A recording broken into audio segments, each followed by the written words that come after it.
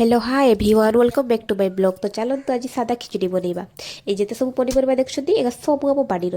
तो चलतु आज बाडीर पनीपरिबा आमे सादा खिचड़ी बनइबा। सादा खिचड़ी एथि पई जे मोर फास्टिंग अछि सेथि पई।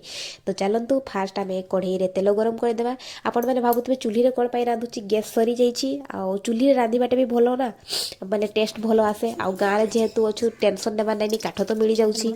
बाडी रे बहुत सारा काठ अछि। तो चलतु आज चुल्ही रे बनइबा। तो फास्ट कौन करवा फुटुण करदेवा कौन कौन आम बाड़ी में जहाँ सब था लंका और करी पत्ता देकर फुटुण करदेली है। फुटुण कर सारा जिते सब पनीपरिया काटिथी ताको एड करदेवी। एड कर सारा कौन कर भजा जीव। तो तापर आउ गोटे जिन मुझे देखा देखूँ एपटे मु अरुआ चाउल आउ दुई प्रकार डाली हरड डाली और मुग डाली भिजवाई दे देसी जल्दी सीझ बोलिकी है। तो एपटे मोर मसला सब एवं देदेवी गुंड मसला कौन पाइना सादा खिचड़ी बनाऊँ गुंड मसला आ नमक रे यूज कर सब्जी नमक।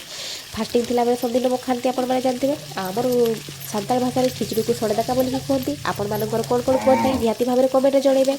तो सब गुंड मसला एड करदेली हलदी गुंड लंका गुंड जीरा गुंड धनिया गुंड करी पत्ता सब एड कर सारा एबे आमर माने ये भल भाव में घांटा है जिते पर्यटन माने मसला गुड़ाक गुंड मसला गुड़ाक भलक माने मिसी न जाइए पनीपरिया।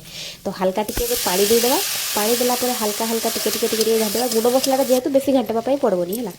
तापर जो आम चाउल गुड़ाक भिजवाई देलु अरुआ चाउल आमर से गुड़ाक ए मैंने पनीपरिया मिसईदेवा। पनीपरिया मिसईदेला आम से पर्यटन घाटवा जिते पर्यटन मैंने से पूरा ड्राए हो न जाइए कौन पाइना तार टेस्टा अलग आसो। तो चाउल देला बेलू तो टे पानी पानी होगला ना एवं आम जिते पर्यटन टे ड्राए हो न जाइए से पर्यटन घाटा।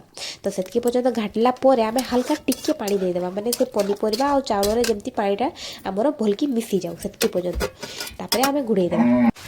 लाइन पड़ेगला तेणु माने टमाटोटा देली आपण देखई पार्ली नहीं है। तो मुझे फ्लाश लाइट ऑन करी पानी ढालीदेली आपको देखी है।